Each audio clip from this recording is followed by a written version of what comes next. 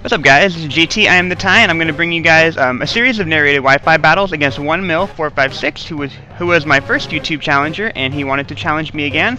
This is the first battle, and then I have a second battle that I'm going to play back a little bit more slowly, and I'm actually going to seriously narrate this one. I just wanted to demonstrate something just overall. Anyway, you can see that I let off with the Ambipom. He predicted my fake out, went into Dusknoir, and then I figured he was going to Will-O-Wisp, so I went into Weezing, which was the only guy that I really wanted to take a Will-O-Wisp, and thankfully he doesn't run Substitute on the Dusknoir, because otherwise I'd be in a lot of trouble, because I can't do more than a quarter damage with any of my attacks, like whether I might be able to do it with Fire Blast, but I have a chance of missing, and then I'm also running Thunderbolt on that Weezing, so I would have been in a lot of trouble if he was running Substitute. He did not. He was running Gravity, so I kind of expected him to start Earthquaking me, so I went for a Will-O-Wisp just to cut his attack in half, but things end up working really, really well for me. I can outstall him pretty much.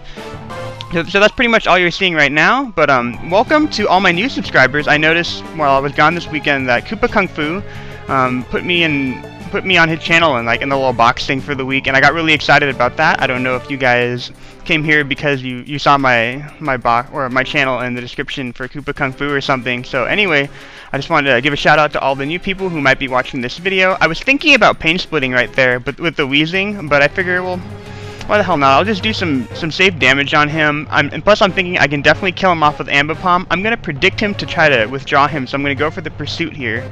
And obviously I didn't want to do that when I first let off with the Ambipom, because I was figuring he might be Focus Sashed, and if he was, then all of a sudden he knows that I have run Pursuit on it.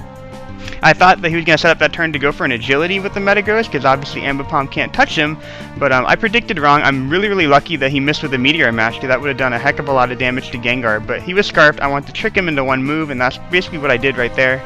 And then I just sent in a Registeel because he locked himself into a Steel move, which I figured he was going to do, and then it wouldn't do any damage, so that would give me a chance to set up Stealth Rocks of my own. He switched in a Scizor, I switched in Infernape because that's a really, really good counter, and then he switches in basically an Aerodactyl to try to take the Fire move, and the Aerodactyl takes the Fighting move, but it doesn't really take it all that well, and I do run Mach Punch, so he definitely can't get the hit off on me, and that really, really sucks for him. And because I did get the Rocks up with Registeel, it completely annihilates that Charizard, putting him in range of a close combat kill, so that's exactly what I do right here.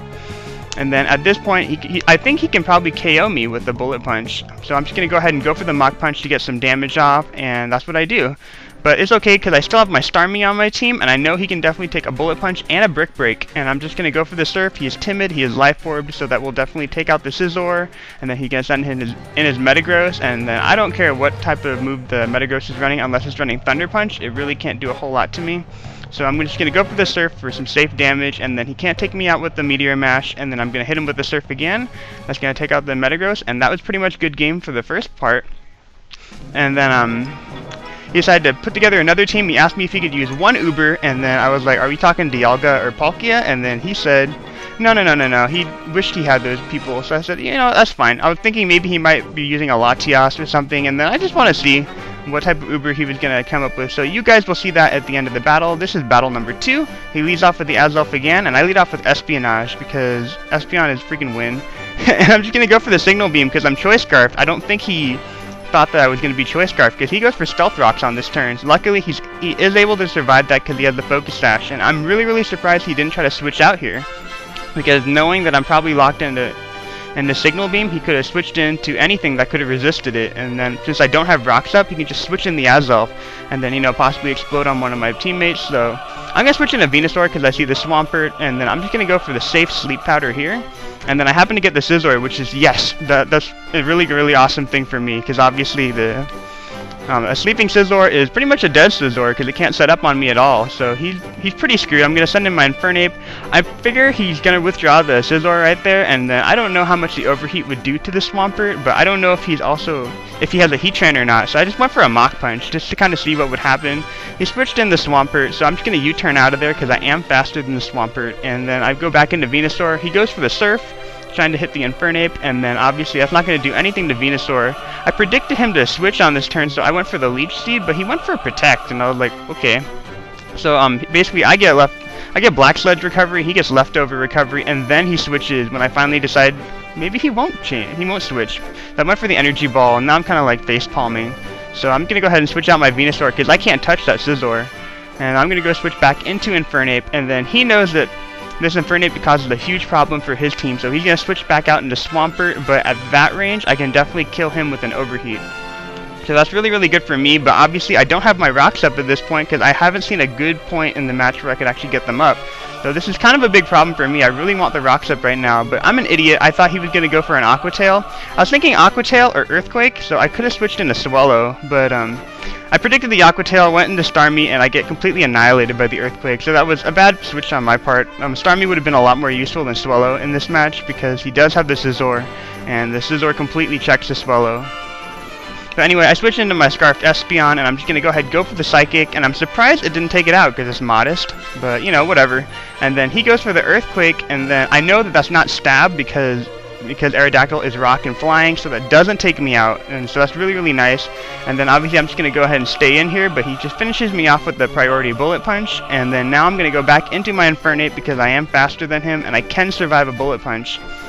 And then I'm just going to go ahead and just go for the Overheat. And the best part is that I'm in Blaze range now, so that Overheat is definitely going to kill him, except for the fact that he has a Focus Sash on the Metagross. So once again, I really needed to get rocks up in this match, and I didn't. So I am going to have to take him out with a Mach Punch and kill off my Infernape. Not that it really mattered anyway, because he probably would have just switched in the Scizor on me. But he switches into Scizor now, is still sleeping. And then now I'm just going to go ahead and then go for the EQ just to get some damage. I think it's a 3-hit KO on this Scizor, but that really, really sucks. I get a critical hit, and there's nothing he could have done. He probably could have stalled me at that point or tried to set up a Swords Dance, but it's still a really bad matchup for him, and since I have the EQ, that was pretty much it. That was a really bad point for him. And then now I'm pretty sure I get to see his last Pokemon, which happens to be a Wobbuffet that he called Blocker. And I do run the Toxic on my Steelix, so I'm like, oh, thank goodness. Because if I tried to attack that thing, I'd be completely screwed. I'm going to go ahead and just go for the Gyro Ball for the lulz. I want to see how much damage it does. But I forget that that Wobbuffets are slow as hell.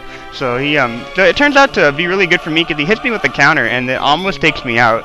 So it's a good thing I did really pitiful damage. So I'm going to go ahead and go for actual damage here. I could probably just set up Stealth Rocks and stall him out, but that's no fun. So I'm going to hit him with an EQ, and that is going to do pretty good damage to him, but it's not going to take him out, and he is going to take me out with the counter. But yeah, since I didn't waste the Swellow off, I'm going to go ahead and go into Swellow, and I do have Protect on the Swellow to activate my Toxic Orb, so I can stall for another turn. And then I can just kind of see what a Wobbuffet does. Cause I don't play Ubers all that much at all. So I go for the Protect. He goes for the Destiny Bond, and then I find out after the match that Destiny Bond lasts for like the following turn, and then the turn before it if he's slower. So you know, I wasn't aware of that. I thought you had to be faster than them, but it doesn't really matter. So I go for the Facade just because I still have Venusaur. So I do take out. So I kill my own Swallow essentially, but it turns into a 1-0 match, and I thought it was really, really nice. And yeah, I just wanted to say thanks to 1mil456 for challenging me. I thought that was really cool. Obviously, if anybody else is interested in challenging me, just give me a heads up, send me a message. I'll give you my Skype name, and we can arrange a time to do something. But yeah, just wanted to give a shout out to all my new followers, and I hope you guys enjoyed this video, and I'll catch you guys another time.